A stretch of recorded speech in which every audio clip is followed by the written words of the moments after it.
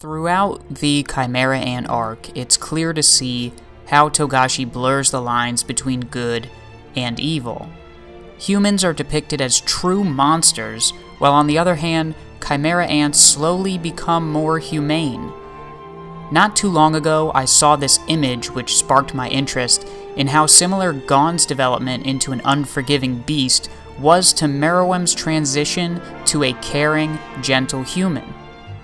After rewatching the arc with this in mind, what I can tell you is that the similar or nearly identical experiences I found between these two was nothing short of stunning. So much so that I can only conclude that this was the intention of the author. In this video, I'm going to cover 4 of the biggest moments in depth, as well as provide a lightning round of smaller moments that may make you view this arc in a completely different light. The first group of scenes set a theme of Gon and Meruem being the antithesis of one another. Gon's second encounter with the Chimera Ant is in the former hideout of Gyro. Kite tells Gon and Killua not to hesitate and to fight to kill. Gon's first strike does little damage and he recognizes the strength of his opponent. After seemingly defeating Centipede, he's attacked from behind but saved by Kite. And Kite's advice to him is, you must crush the head. In Gon's second encounter, he opts to crush his enemy Baro, but still not destroy the head. He criticizes the ants since they refer to each other as trash. In other words, he justifies his actions because ants don't care for their comrades. Kite, Killua, and Gon then make their way to the Queen's nest, but are stopped by one of the Royal Guard, Pito, the first ant they encounter who can actually use Nen. Gon experiences fear of his opponent's aura, followed by anger that his comrade is injured. Take note of his position as he prepares to fight. Jumping over to Meruem, we see almost the opposite interactions. After being born, he's joined by his royal guard on the hunt for food, which leads him to a nearby village. He dispatches the first 2 humans without hesitation by decapitating them with his tail. He dismisses the strength of his prey, commenting on how they didn't even put up a fight. Disgusted by how they taste, he's offered some advice from Pito, and it's actually the opposite of what Kite told Gon. Dispatch your prey without harming the head. Meruem's attention turns to the little girl in front of him. He follows Pito's advice, stabbing her in the chest, and feasts on her brain. Meruem and the Royal Guard then head towards the palace of the Supreme Leader Diego. There, he encounters his first Nen user, one of Diego's quote-unquote Royal Guard. He's filled with excitement and easily kills the guard, and after eating the guard's brain, he releases his aura, standing in a similar pose to Gon, once again filled with excitement. Finally, after killing Diego, he criticizes the remaining humans as they beg for their lives because they've probably never spared an animal they plan to eat. In other words, Meruem is justifying his actions of killing humans because humans don't hesitate to kill other species.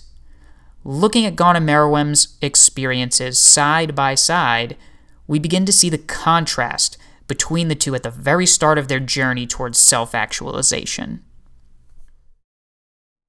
The connection between Gon's fights with Knuckle and Meruem's Gungi games with Komugi is an easy-to-miss but immensely real thing.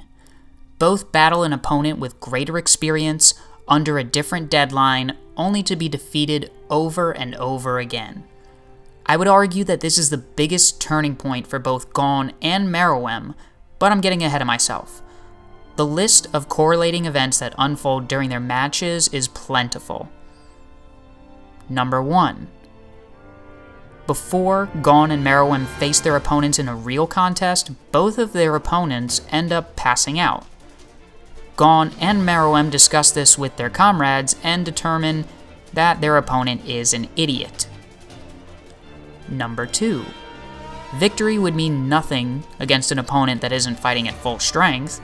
Gon and Meruem both share this feeling, so at one point, they both let their opponents rest, even when victory was within their grasp.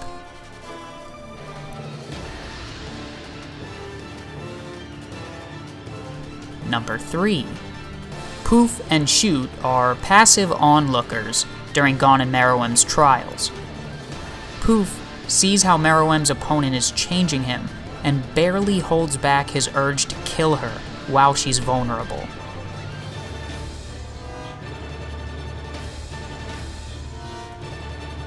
In a contrasting way, Shoot sees Gon as actually having an effect on his opponent, but he can't muster the courage to attack while Gon is vulnerable.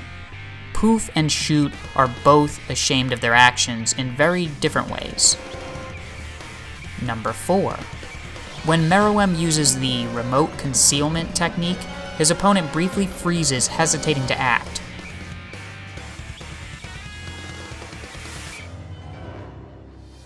But then perfectly counters the king. The king is angered by her hesitation and demands an explanation. In Gon's case, it's clear to see that his opponent has not been using his full strength in each of their matches and is actually helping Gon get stronger. But eventually, Gon comes to the conclusion that his opponent is too soft on him and is angered by his opponent's hesitation. He scolds his opponent for not taking the fight seriously. Number 5. In their final battles, Gon and Meruem are utterly defeated by their opponent due to an identical catalyst, Nen. Knuckle activates his Hatsu for the first time, while Komugi actually awakens her Nen in general for the first time.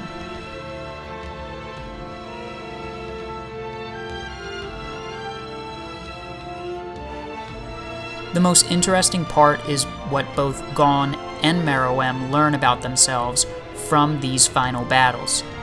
For Gon, he breaks down after Knuckle and Shoot enter the NGL, exclaiming to Killua, "I'm weak. I never knew how frustrating weakness could be."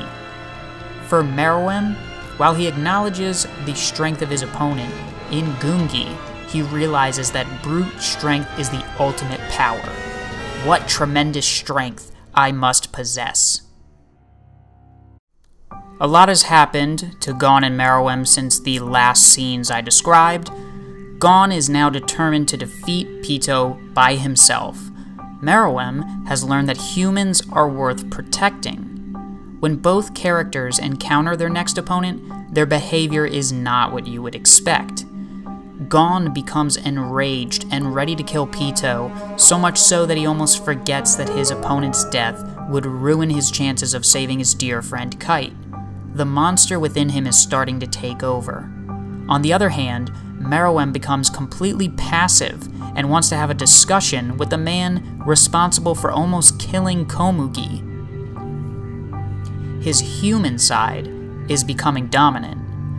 Both of their opponents are driven by a sense of duty to fulfill the orders given to them. Check out how their opponents resist them exactly 3 times and finally strike a deal to help them fulfill their duty. Starting with Gon, he approaches Pitou. He becomes enraged at the sight of Dr. Blythe and demands that she move away from Komugi and fight him. Her first act of resistance is to put her hands out, palms up, and beg Gon, "Please wait." But the monster inside Gon is infuriated. Not persuaded by her plea, he begins to walk towards her. She resists again by saying she'll do anything he wants if he just lets her save Komugi. And Gon is confused by this. Why would she want to save someone? He questions her motives. And her response sends him into a whirlwind of emotions, and he even argues with his friend Killua. Seeing how out of control Gon has become, Pitou's final act to prevent a fight is to break her own arm. She offers Gon her other arm and more. He isn't convinced, but luckily Killua reminds him of saving Kite and is able to calm him down. so Gon approaches Pito and the two make a deal. After healing Komugi, Pito will follow Gon to Beijing to help him heal Kite. In Meruem's case, he begins his confrontation with Netero by explaining how he has changed. He still plans to rule the world, but will spare Netero's life. Netero's first act of resistance is to decline the king's offer to only spare his life. He then takes a fighting stance.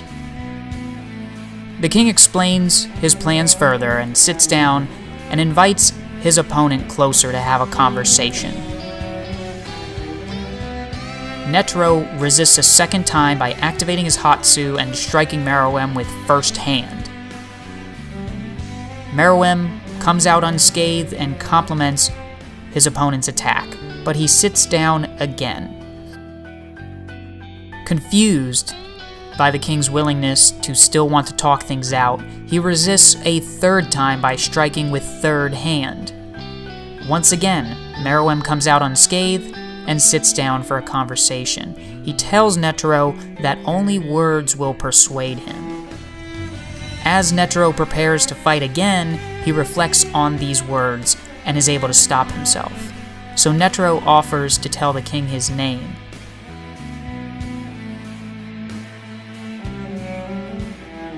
Netero wants to make a deal.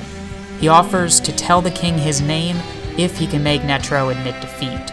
Meruem agrees, sealing the deal, and the two begin their fight. So before we analyze the final transformations of these two characters, let's take a look at some other similar scenes in a quick lightning round.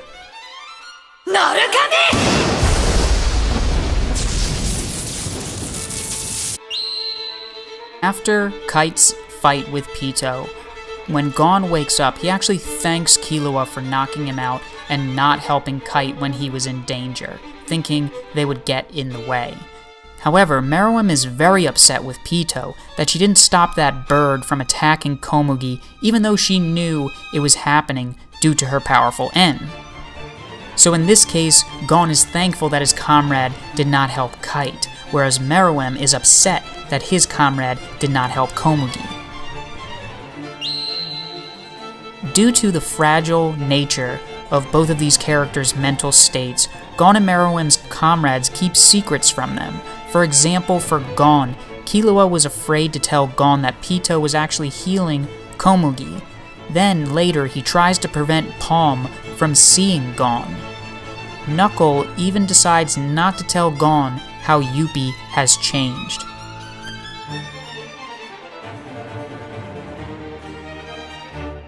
On the other hand, after Meruem's resurrection, Poof is constantly lying to the king or hiding the truth, even though the king is aware of it. He's running around trying to kill Komugi, trying to prevent the king from seeing her. Even Youpi joins in on the deception, and he agrees to go and find Pito because he knows how important it will be to talk to her before the king does. After Gon and Killua's infiltration of this country, Killua comes up with an idea to wreak havoc to disrupt the selection.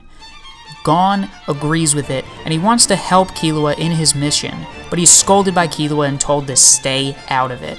Similarly, Poof comes up with the idea to speed up the selection, which Meruem is fine with, but wants the Royal Guard to take care of it themselves. Poof continues discussing his plan until Meruem scolds Poof. Meruem decides to make a bet with Komugi on a Gungi match. He later calls off this deal and offers his opponent his left arm as an apology. After Gon kills Pito and her Nen reactivates, she attacks Gon, taking his right arm. This actually makes Gon happy because now he is just like Kite, and he offers his severed arm to his opponent. So at this point, both of these characters, Gon and Meruem, have been through so much, and this is the final breaking point for both of them. The characters were driven by a purpose for almost this entire arc. For Gon, it is to save Kite. For Meruem, to rule over all things.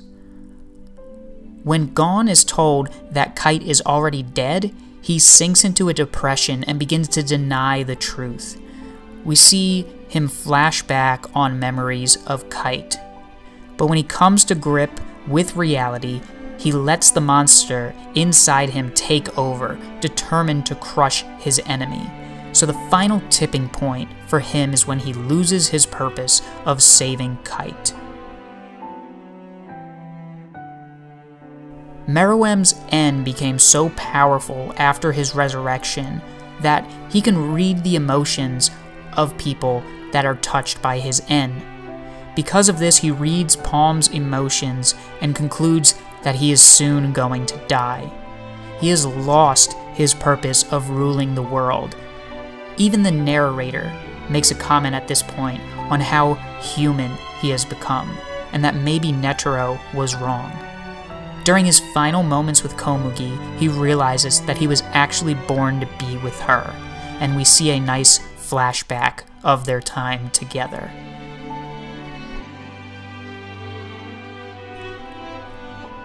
And so, we're going to go ahead and end it there. Thank you so much for watching. I hope you enjoyed. I hope I showed you some things you may not have thought of in your original viewing of this arc.